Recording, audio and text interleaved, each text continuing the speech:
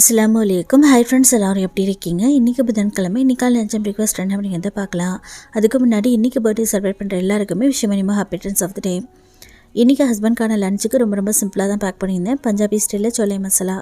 இந்த சோலை மசாலா வந்து சப்பாத்தி, பரோட்டா, பூரியோட சாப்பிட்றதுக்கு ரொம்பவே சூப்பராக இருக்கும். அது மட்டும் இல்லாமல் எல்லா ரோட்டி வெரைட்டிஸோட சாப்பிட்றதுக்குமே ரொம்ப நல்லாயிருக்கும். ரெசிபி நம்ம சேனலில் இருக்குது, ப்ளே பட்டனில் லிங்க் கொடுக்குறேன், தேவைப்படுறவங்க செக் பண்ணி பாருங்கள். இன்றைக்கி வந்து ஹஸ்பண்டை கடையிலேருந்து ஹுபூஸ் வாங்கிக்க சொல்லியிருக்கேன். ஸோ இன்றைக்கி ஹஸ்பண்ட்கான லஞ்சுக்கு ஹுபூஸும் சோலை மசாலா. ஸ்நாக்ஸ்க்காக மக்கனா இருந்தது, அதை ஃப்ரை பண்ணி வச்சாச்சு. ஸோ இன்றைக்கான பிரேக்ஃபாஸ்ட்டுக்கு 3 பேருக்குமே இட்லி தான் ஊற்றிருந்தேன். இட்லி இன்றைக்கி அதுக்காக ஊற்றிருந்தேன் அப்படின்னு பார்த்தீங்கன்னா, நேற்று வந்து கிழங்கா மீன் குழம்பு வச்சுருந்தேன். நேற்று வச்ச மீன் குழம்பு இட்லியோட சாப்பிட்றதுக்கு வந்து எனக்கு ரொம்ப பிடிக்கும். சாப்பிட்டு ரொம்ப நாள் ஆச்சு அப்படின்னு சொல்லிட்டு நேற்றே வந்து மாவில் அரைச்சி வச்சாச்சு. ஸோ இன்றைக்கி வந்துட்டு நல்லா சுட சுட இட்லியோட இந்த குழம்பு ஊற்றிட்டு அப்படியே அள்ளி சாப்பிட்டோம் அப்படின்னா அவ்வளோ சூப்பராக இருக்கும். யாருக்கெல்லாம் அந்த மாதிரி நேற்று வச்ச மீன் குழம்போட இட்லி சாப்பிட பிடிக்கும்னு சொல்லிட்டு மறக்காம கமெண்ட்டில் ஷேர் பண்ணுங்கள். ஸோ இன்றைக்கான லஞ்ச் பிரேக்ஃபாஸ்ட் பார்த்தாச்சு. நாளைக்கு பார்க்கலாம். பாய்.